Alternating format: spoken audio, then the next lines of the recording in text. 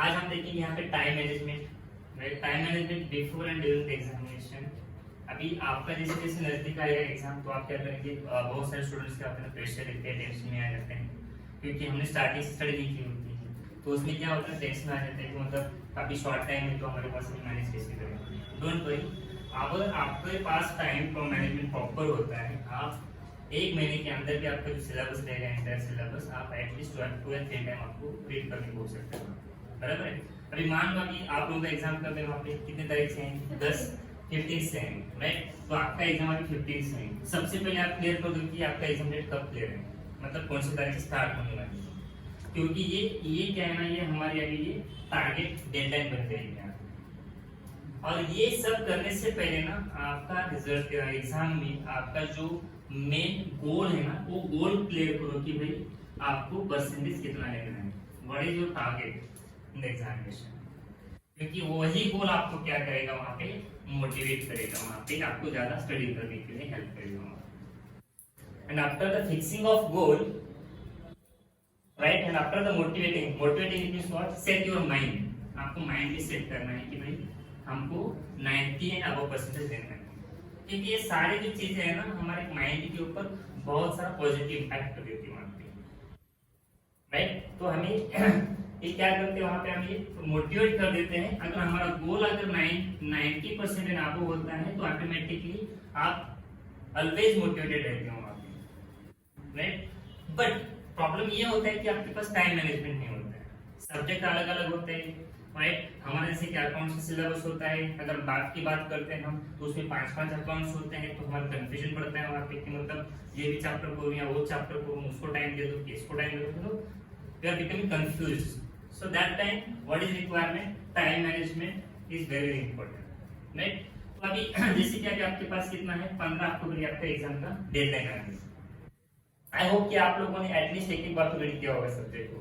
अगर नहीं भी किया है तो उसके आगे हम इसमें यहाँ पे एटलीस्ट 2 टाइम रीड कर सकते हैं। अगर यहाँ से भी आज कितना तारीख है अपने आपके पास, 18, बराबर। 18 अभी मान लो आप छोड़ दो, आज का डेट नहीं है, क्योंकि अपना आज का दिन खत्म हो चुका है, राइट।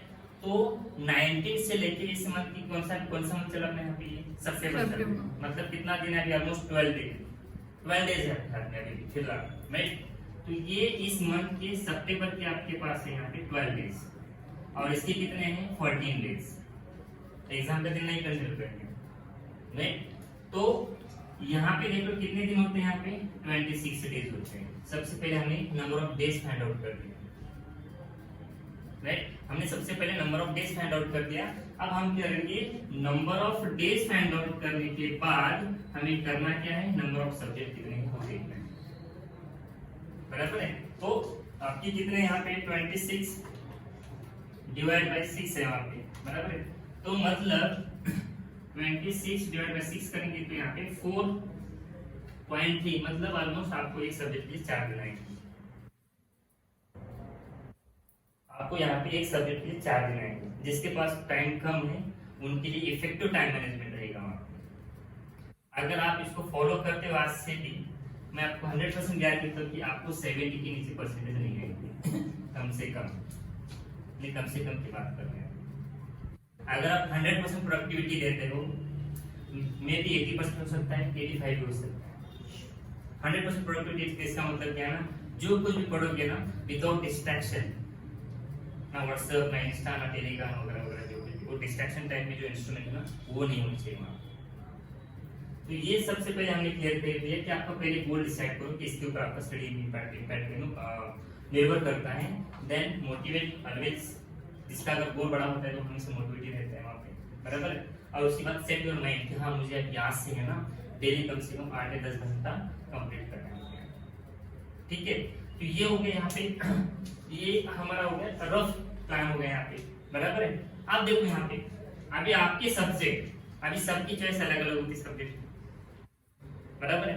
कोई स्टूडेंट्स ऐसे होते हैं मतलब जिनका ओसीएम होता है उसी को लेके चिपक के बैठते हैं, मतलब ओसीएम मतलब कॉमर्स जिसको कहते हैं, बराबर है। अभी हम सब्जेक्ट के नाम लिख देते हैं वहाँ पे, कॉमर्स है और कॉमर्स और इकोनॉमिक्स है, आगे एक्सपोर्ट है, आगे इन्वेस्टमेंट, आगे साइकोलॉजी, साइकोलॉजी तो फिर ये आपके सब्जेक्ट है कितने फिर? ऑप्शन है।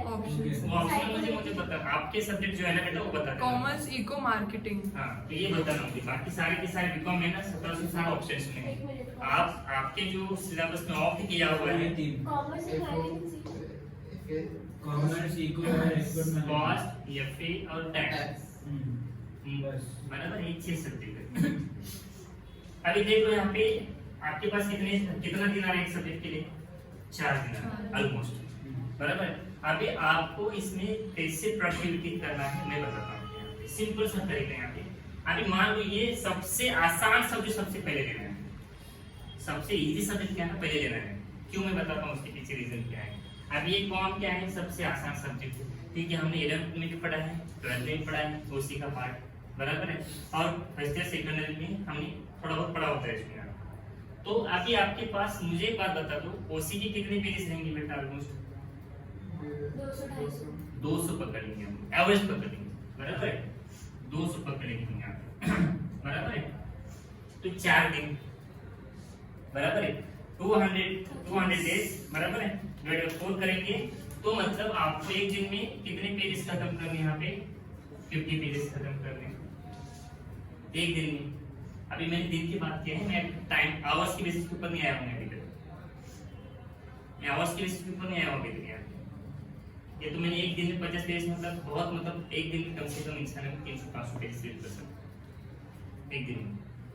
जिनका रीडिंग का हैबिट अच्छा है वो इंसान कम से कम 300 पेज रीडिंग कम से कम रीडिंग करता है, कितना भी पेज रीडिंग। जब हम बड़े बड़े लोगों की बात करते हैं, इंडस्ट्रियलिस्ट होते हैं या फिर कॉर्पोरेट लेवल के जो सीईओज होते हैं, they are reading every day at least 50-100 pages compulsory,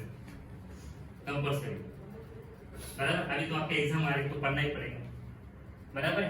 तो आपके मान लो अभी हमें ये जो दिन है ना, ओसी के लिए हमें 4 दिन नहीं देना है, ओसी एंड कॉमर्स के लिए हमें 4 दिन नहीं देना है, याद रखना, क्योंकि जो डिफिकल्ट सब्जेक्ट है ना वो दिन हमें उसमें एक्सटेंड करना है, वहां पे वो दिन हमें डिफिकल्ट सब्जेक्ट में एक्सटेंड करना है। अभी वो कैसे, वो भी बता दूंगा मैं आप लोगों को। यहाँ पे मान लो अगर 50 पेज पर डे होते हैं, बराबर, तो ये ज्यादा ही हो जाएगा, मतलब एक दिन में खाली 50 पेज, मतलब नथिंग। तो अभी एक काम करना पड़ेगा आपको, ये 50 पेजेस जो है ना, ये 50 पेजेस आपको है ना मैक्सिमम 2 घंटे में खत्म करना है, 2-3 घंटे में खत्म करना है।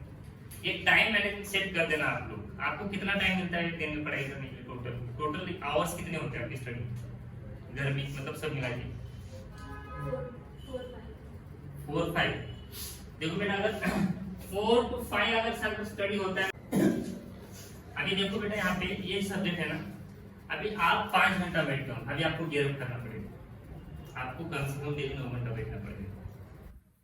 आप स्टडी करते समय है ना, आपको ज्यादा बड़े स्पेस नहीं करना है, continuously you need not to study in 4 hours, 5 hours, 7 hours, 6, 8 hours, not required. Just do one thing, keep 2 hours in spell, वहाँ पे ना 2 घंटे का स्पेल रख देना है। यहाँ पे 2 घंटे का स्पेल रखो, 2 घंटे में 50 पेज कैसे कवर होते हैं। अगर 2 घंटे में अगर 50 पेज कवर करते ना, तो आपका 1 या 1.5 दिन में कॉमर्स खत्म हो जाएगा, कॉमर्स खत्म हो जाएगा। बट डेडिकेशन के साथ पढ़ाई करना है आपको, डेडिकेशन के साथ अगर कंप्लीट करोगे, 2 घंटे का स्पेल करो। अगर आपका स्टैमिना अच्छा है तो 3 घंटे का स्पेल कर दो। जब मैं स्टडी करता उस टाइम में 3 घंटे का स्पेल होता था, 3 घंटे में कम से कम 80 पेजेस होनी ही होनी है, ऐसा स्पेल होता था। कुछ भी हो जाए, एनी हाउ 3 घंटे में 70-80 पेज मेरा जो टारगेट रहता था वो मैं खत्म करता ही करता था उस टाइम। तो ये आप भी करते हैं यहाँ पे, तो क्या हो जाएगा ना, आपको ये दिन है ना, आगे यहाँ पे मान लो अगर 2 दिन करते हैं कवर, तो आपके है ना उस कॉमर्स में आपके 2 दिन सेव हो जाते हैं। यहाँ पे यहाँ पे 2 दिन बच गया, बराबर है। अभी उसके बाद इजी कौन सा रहेगा? एक्सपोर्ट का रहेगा यहाँ, बराबर है। एक्सपोर्ट भी ज्यादा डिफिकल्ट नहीं है और लेंदी भी नहीं है वहां पे। This subject of is very easy like this commerce. So if you are giving 2 days for the export and 2 days for commerce, it means you are covering 2 subjects within 4 days, right? इसका मतलब ये है export में भी आपने 2 दिन यहाँ पे क्या कर दिए, यहाँ पे सेव कर दिए। वहां पे ये टाइम मैनेजमेंट कर रहे हैं, हम यहाँ पे काम भी कर रहे हैं, प्रोडक्टिविटी भी दे रहे हैं और हमारा टाइम मैनेज भी हो रहा है। मैं ऑनेस्टली बता रहा हूँ, अगर आज से अगर कोई फॉलो करते ना इसको, उसको 70% मिलना डिफिकल्ट नहीं है। मैं अभी भी बता रहा हूँ, ये मत सोचिए कि अभी हमारे पास टाइम ज्यादा नहीं, हम कैसे कोर करेंगे, बहुत अच्छे कोर करेंगे, लेकिन इसको फॉलो करना ही पड़ेगा। We don't have any option right now, right? Then economics की बात करते हैं यहाँ पे, बराबर है। अभी आप इकोनॉमिक्स से कितने पेज हो सकते हैं यहाँ पे? मैक्सिमम 180 या 200 हो सकते हैं मैक्सिमम, बराबर है, मैक्सिमम। तो इकोनॉमिक्स को क्या करो आप लोग 3 दिन खींचो, ज्यादा से ज्यादा। क्यों? क्योंकि डिफिकल्ट है compare to the this subjects commerce and export. तो यहाँ पे क्या करो आप लोग, यहाँ पे 3 दिन स्पेंड करो। इसका मतलब यहाँ पे 1 दिन आपका सेव हो जाएगा, राइट? तो अभी बच्चे कौन से यहाँ पे? Cost accounting, financial accounting and tax. CA में कितने चैप्टर से आपके वहां पे? 4 या 5? याद रखना है आपको, हर दिन में 2 चैप्टर के हर टाइप के अलग अलग प्रॉब्लम प्रैक्टिस करना है। अलग अलग मेथड के अलग अलग प्रॉब्लम आपको 5-5 प्रॉब्लम प्रैक्टिस करना है वहां पे, राइट? जैसे कि प्रोसेस में होता है नॉर्मल लॉस के 2-4, एबनॉर्मल लॉस के, एबनॉर्मल गेन के, एबनॉर्मल लॉस के, उसके बाद इक्विवेलेंट के, बराबर? तो ये अगर आप 4-4 प्रॉब्लम हर प्रॉब्लम के करते हो, मेथड के करते हो यहाँ पे, तो क्या हो जाएगा, आपका प्रैक्टिस अच्छा रहेगा। एक दिन में कितने चैप्टर्स कवर करने हैं आपको यहाँ पे? 2 चैप्टर्स आपको एक दिन में कवर करने हैं, बराबर है। दूसरे दिन में आपको 2 कवर करने हैं और तीसरे दिन में क्या करना है आपको? पूरा का पूरा फिर से एक बार रिवीजन करना है। एक चैप्टर जो बचा हुआ है उसको कवर करके बाकी सारा का सारा आपको रिवीजन करना है, बराबर है। तो कितने दिन हो गए यहाँ पे? 3 दिन हो गए यहाँ पे। इसमें कितना दिन बचे यहाँ पे? 1 दिन से हो गया। फिर से हम स्टडी भी कर रहे हैं और टाइम सेव भी कर रहे हैं, फिर हम इसको सेकेंड टाइम रीडिंग के लिए यूटिलाइज करेंगे उसको। समझ में आ रहा है? ये हम फर्स्ट टाइम रीडिंग की बात कर रहे हैं, फर्स्ट टाइम स्टडी की बात कर रहे हैं हम लोग यहाँ पे। अब एफए थोड़ा डिफिकल्ट लगता है बहुत सारे बच्चों को। अगर आप रेगुलर प्रैक्टिस करते हो तो डिफिकल्ट तो लगने का सवाल ही पैदा नहीं होता है यहाँ पे, राइट? दो student doing practice every day at least 1 to 2 problems, they are not feeling here about the financial accounting. But अगर आपने एक महीना गैप देने के बाद अगर आप किसी चैप्टर को निकालते हैं तो मे बी आपको थोड़ा सा प्रॉब्लम हो सकता है समझने के लिए एडिशन के बारे में। तो यहाँ पे एफए के लिए मान लेते हैं हम यहाँ पे 4 दिन पूरा का पूरा दे देते हैं, कोई दिक्कत नहीं। इसमें हमारा कोई दिन बचा नहीं है, यहाँ पे 0 दिन सेव नहीं होगा यार। इसमें भी क्या करना है, आपको टाइम मैनेजमेंट करना है। 5 चैप्टर है तो फिर एक दिन में 2 चैप्टर करना है। और अकाउंट्स, कॉस्टिंग, टैक्स में आपको रीड नहीं करना है, याद रखना है। हाथ से प्रॉब्लम सॉल्व करने हैं पूरे के पूरे और विद टाइम मैनेजमेंट। मैंने आपको पहले बोला है कि हर क्वेश्चन आपका 20 मिनट्स के अंदर ही टैली होना चाहिए, तब जाके आपका यूनिवर्सिटी एग्जाम जो रहेगा उसमें आपका पेपर पूरा अटेंड हो सकता है, कवर हो सकता है। जब भी आप घर में बैठोगे, जब भी आप एग्जाम क्वालिफाई करोगे ना, बराबर है, तो दोनों में कुछ ज्यादा फर्क करना नहीं चाहिए। मतलब क्या ना, जब आप घर में बैठोगे तो ऐसा सोच के बैठना है कि भाई मैं मुंबई यूनिवर्सिटी की फाइनल की एग्जाम दे रही हूँ, तो मुझे जल्दी से जल्दी कवर करना है पेपर, जल्दी से जल्दी कंप्लीट करना है मुझे क्वेश्चन। ये आपका माइंडसेट होना चाहिए during the practice at home. अगर ऐसा होगा तो आपको टाइम मैनेजमेंट का यूटिलाइजेशन हो जाएगा वहां पे, बराबर है। मान लो टैक्स के लिए भी अगर 4 दिन देते हैं हम लोग प्रैक्टिस के लिए, क्योंकि लेंथी है, बहुत सारे चैप्टर्स है इसलिए, बराबर है, तो इसमें भी कोई दिन बचेंगे नहीं। चलिए अभी हमारे दिन टोटल कितने सेव हो चुके हैं यहाँ पे? 2 3 5 6। चलिए यहाँ पे हमारे 6 दिन फिर से बचे हैं यहाँ पे। 26 में से हमने 20 दिन का यहाँ पे हमने टाइम टेबल बना दिया पहले। 6 दिन अभी के हमारे बचे हैं यहाँ पे, 6 दिन हमारे यहाँ पे अभी भी बचे हैं, उसका भी टाइम टेबल मैं अभी बता दूंगा यहाँ, बराबर है। अभी मान लो वो जो आपके 6 दिन है ना, उसका स्टडी करते समय ध्यान रखना, सबसे इंपॉर्टेंट पॉइंट है यहाँ पे।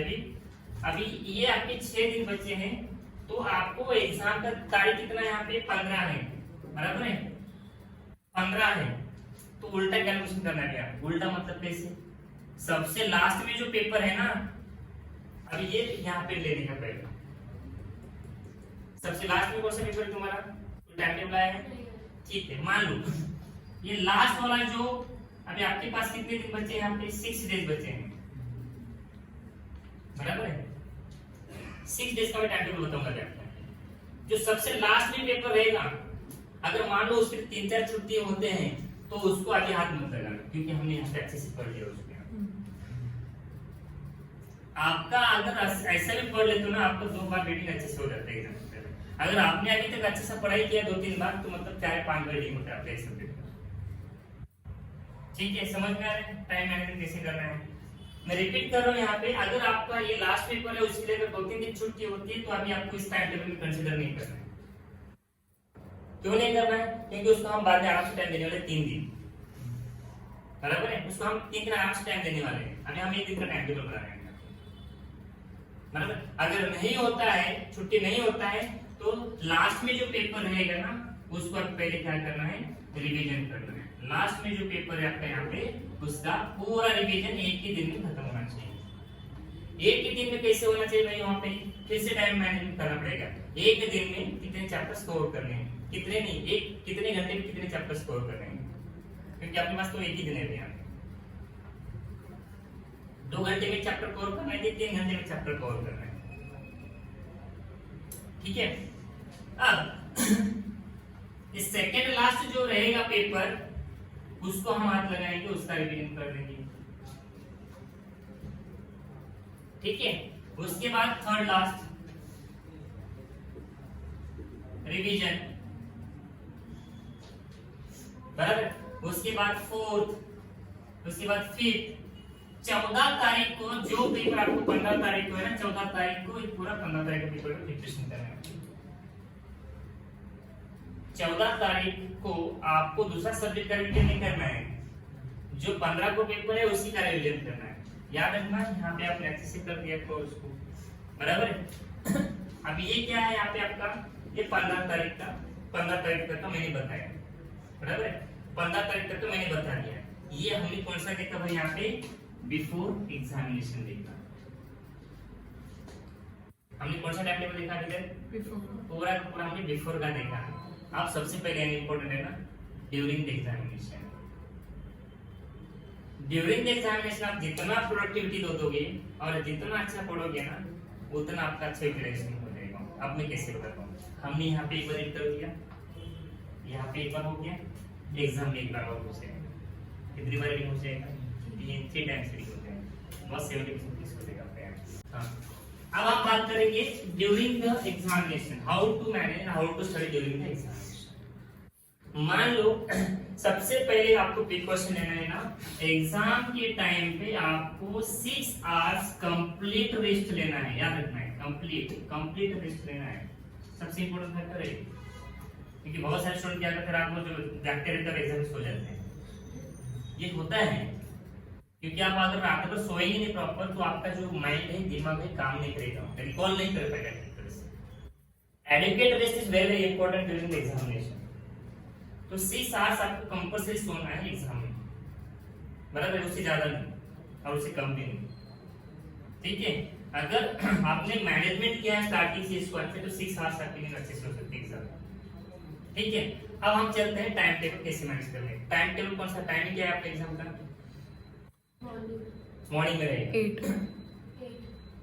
चलिए मॉर्निंग में रहेगा, तो अर्ली मॉर्निंग उठ सकते हो आप, या तो फिर नून में 8 से लेके 12 बजे तक पेपर रहेगा, से आपको आगे देखा कि 1 बज जाएगा। अब 1 बजे के बाद का मैं टाइम बता दूं यहाँ एग्जाम में।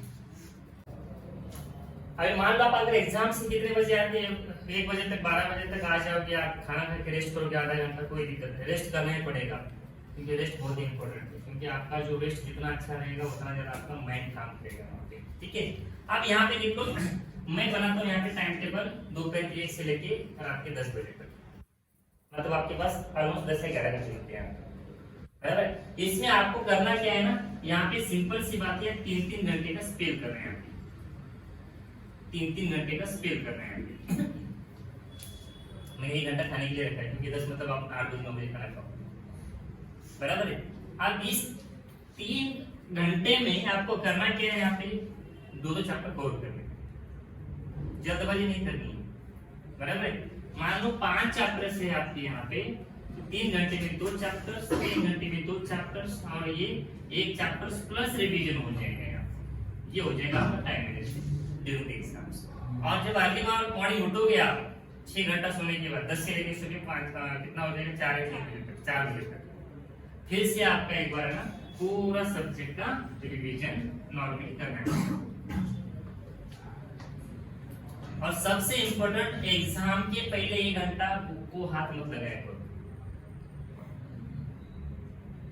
एग्जाम के पहले 1 घंटा आप बुक को हाथ बिल्कुल भी मत लगाया करो। तो मॉर्निंग में आपको क्या करना है, उठना है और एग्जाम के पहले 1 घंटा बिल्कुल भी हड़बड़ी नहीं करना है, ये करो क्या, वो करो, वो करो, ये करो, ये गलती मत करना है। आपने जितना कुछ भी पढ़ा है, क्योंकि आपका कितने टाइम हो गया, पहले टाइम पे पढ़ा है, यहाँ पे हो गया हमारा, बराबर है, उसके बाद यहाँ पे भी हो चुका है। अब एग्जाम के पहले 2-3 घंटे का टाइम, मतलब आपने ऑलरेडी 3 टाइम रेडी किया होगा अच्छे से। अभी आपका जो चौथा टाइम का चल रहा है रिवीजन यहाँ पे, बराबर है, तो उसको क्या है, आराम से दिमाग ठंडा रख के वहाँ पे स्टडी करना है आपको। जल्दबाजी नहीं करना है, प्रेशर नहीं लेना है, टेंशन नहीं लेना है उसको। हाँ, तो यहाँ तक समझ में आया। और सबसे इम्पोर्टेंट प्रिकॉशन क्या लेना है ना, आपका जो पेपर हो चुका है ना, उसको घर में आने के बाद गलती से भी कितना अटेम्प्ट किया है, कितना किया है, गलती से मत देखना, कैलकुलेशन मत करना वहाँ पे, फिर से उसके ऊपर टाइम बर्बाद मत करना वहाँ पे।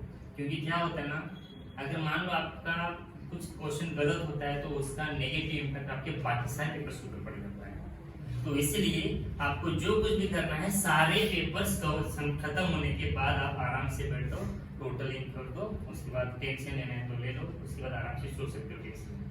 बट एग्जाम में अगर आप टेंशन लेते हो तो फिर बाकी सारे जो पेपर्स थे आपके, उसके ऊपर आपने जो किया है पूरा करा है, उसके ऊपर पानी फेर जाएगा आपको वहाँ पे। ठीक है, तो ये था आपका पूरा time management before the examination, during the examination and precaution में बताया मैंने आपको क्या करना है ड्यूरिंग द एग्जामिनेशन, और क्या करना है और क्या नहीं करना है।